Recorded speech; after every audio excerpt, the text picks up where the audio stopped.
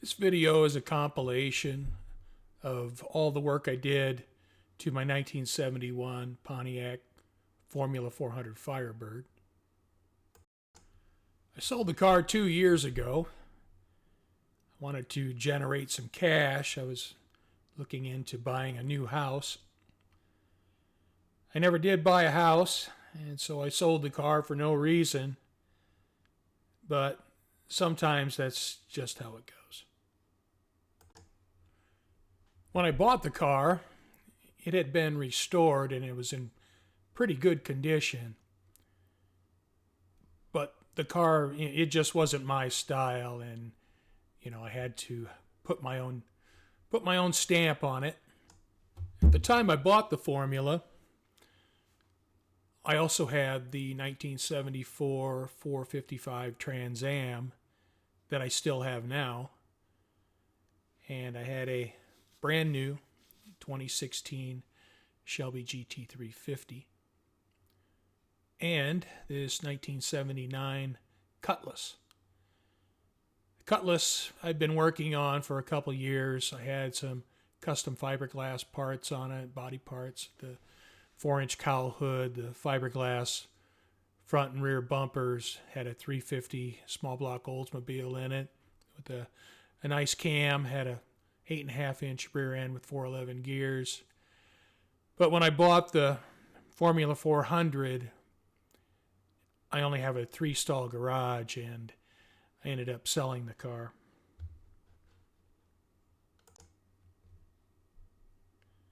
There was only about 350 71 Formula 400s with factory ram air, and those were the 455 HO cars. But I had to have ram air. And so I did what I needed to do to make it happen.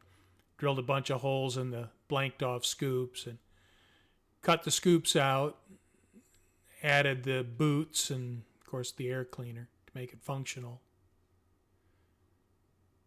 And that way I could have the ram air stickers on the hood. Here's the screens that go in behind the scoops. Keep the debris out of the hood. The next thing I did was install lowering springs on the rear of the car.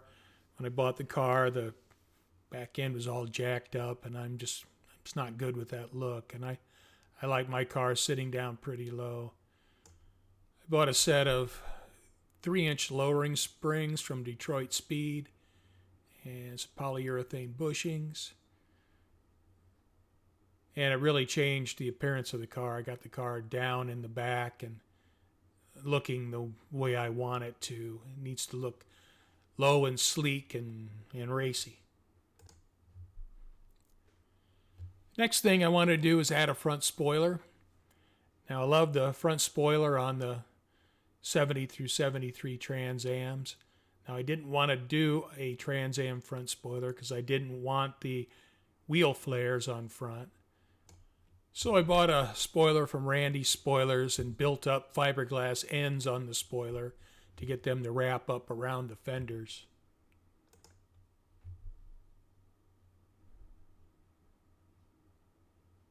Next thing I did was buy a set of 17-inch wheels for the car.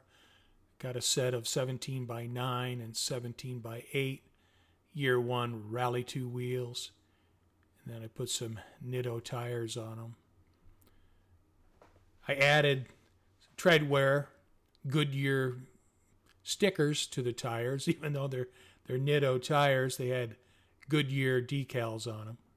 And, now the car is starting to transform into a completely different car than when I initially bought the car. It is looking pretty sporty now.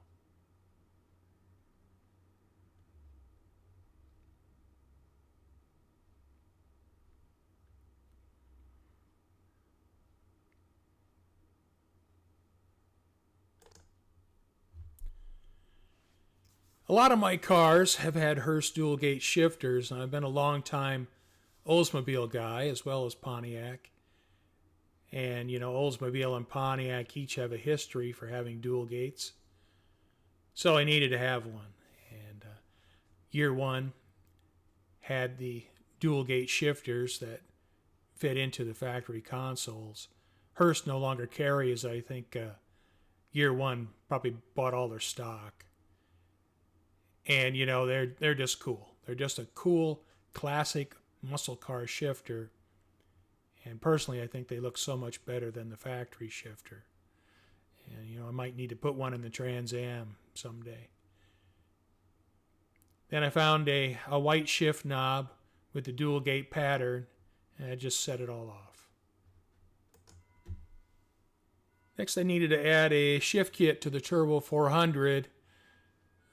As I bought the car, the transmission, it was pretty spongy, you know, it didn't have those hard, firm shifts that I've always liked to have in my muscle cars. And so I bought a TransGo kit. I'd never installed a TransGo kit before, but I wanted to try one, and so I put one in the Formula's Turbo 400.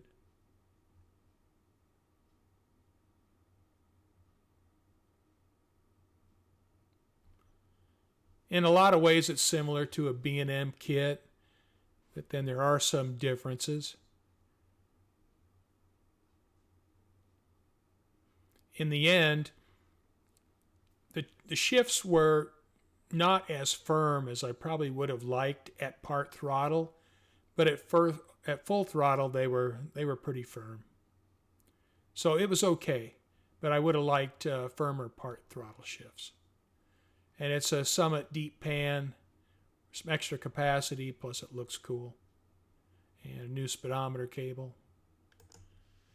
Way back in the mid-70s, I recurved my first distributor, and I bought a booklet from Motion Performance, and I sent off a money order for $8.95 plus 50 cents for postage or whatever it was.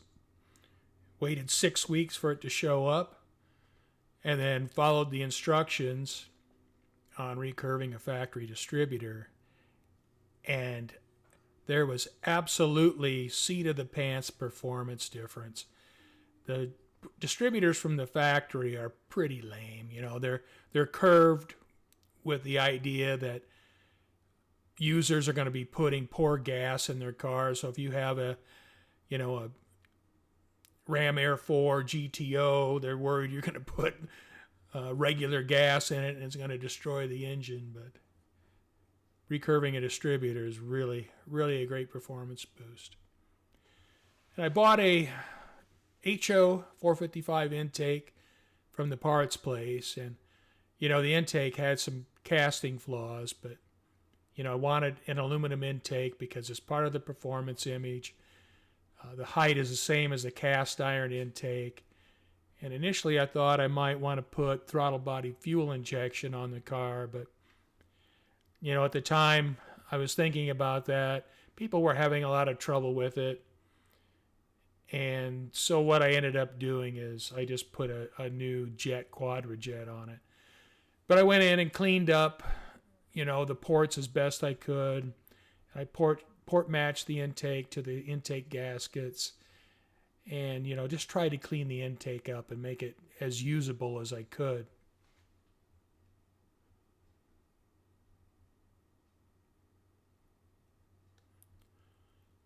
I did do a little bit of porting, but not much, just mostly a lot of cleanup. I did do a little bit of porting in the plenum, and here, you know, a little bit of the port roofs. I pulled off the old cast iron intake manifold and got ready to bolt on my new setup. And while I'm in there, well, I might as well do a little painting. I painted the valve covers. So I put everything back together. It's going to look all nice and shiny like new.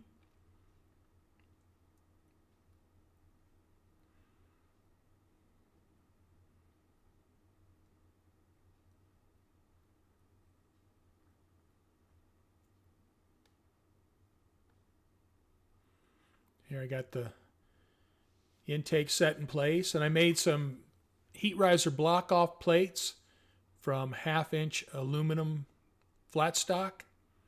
And here you can see I have the pattern traced out on the plate and then cut them out. And there I have one bolted in place because there's no heat riser. I didn't want to put the cast iron heat riser under the intake manifold.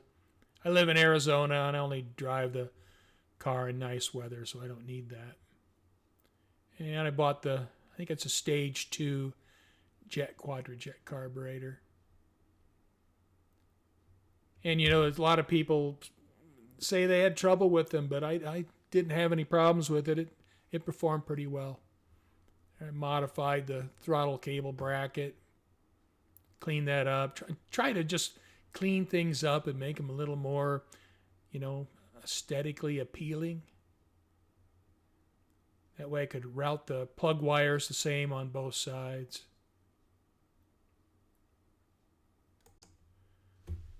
My classic muscle cars always get a set of headers. And I've been using hooker headers since the mid-70s. And they're probably, well, they are my favorite mass-produced header. I've always had great luck with them. They always fit great and they work well.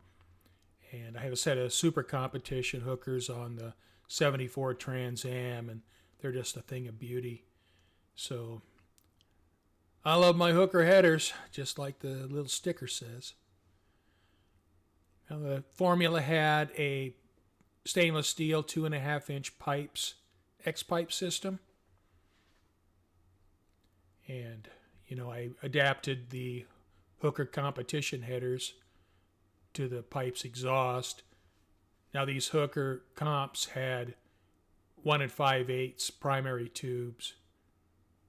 And you could see from that image, just, you know that those are going to work a lot better than those cast iron manifolds. Those cast iron manifolds are awful. And they just look cool. I mean, they're just cool. Headers are cool. And, that's just one modification that I've just always made to my classic muscle cars as a set of headers because, I mean, they just look great. They sound great, and a muscle car should have a set of headers.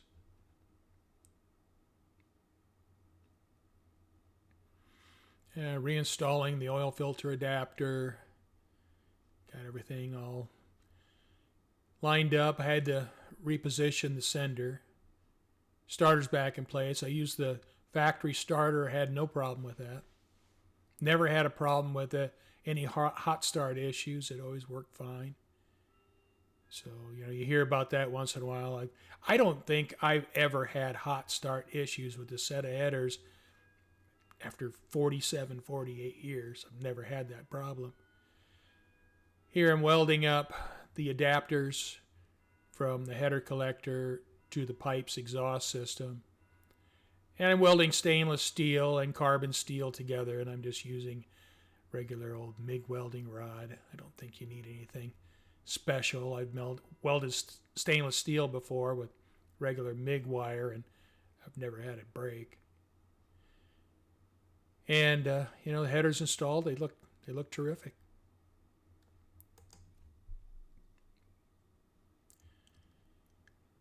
My seat back on my Formula leaned back so far that it was uncomfortable for me to drive. So I made these shims so the seat back would sit up straighter. And I know everybody has their own style, but I like my seat back, more straight. So I'm not leaning back like I'm in a recliner. And I changed out the pedals, the pedal pads, got new ones, got the fancy ones there. And, here it is all cleaned up, detailed. I have to say, when I took some time and detailed the car, waxed it, got it shined up real nice, it was really sharp. It was a really sharp car. And, the car was featured in Hemmings muscle machines. That was kind of fun to have the car featured.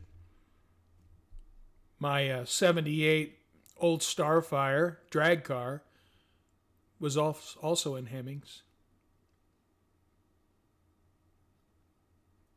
And Pontiac 400 in there. No air conditioning. I never buy my muscle cars with air conditioning, or I rarely do, because I just like opening the hood and just having the engine in there.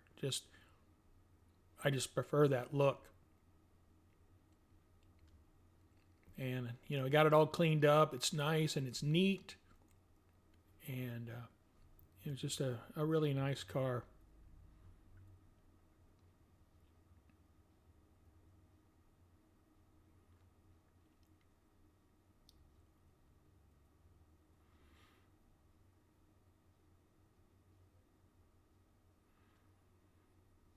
And I got my Trans Am Firebird Leon sign from my garage. Little moonlighting.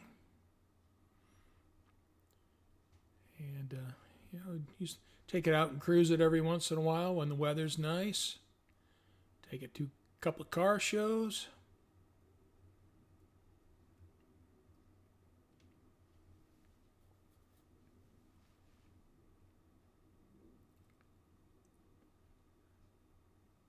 Hanging out with my friend Scott with his 68 Corvette.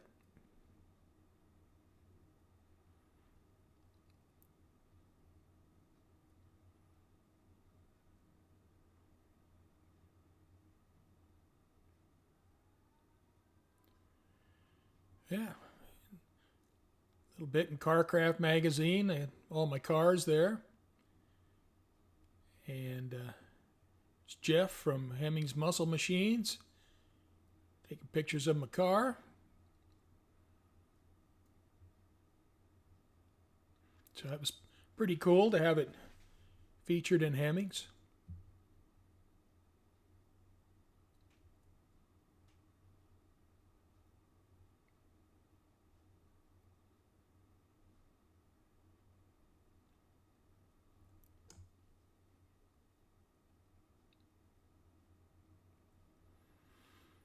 And here's pages in Hemmings that feature the car.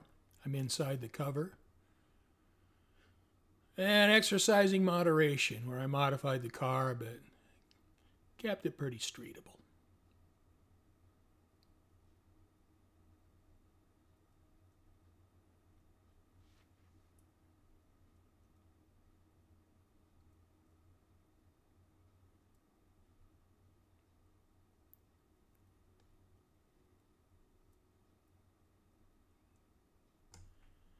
Well, that's it. You can't keep them all. And I hope the new owner enjoys it as much as I did.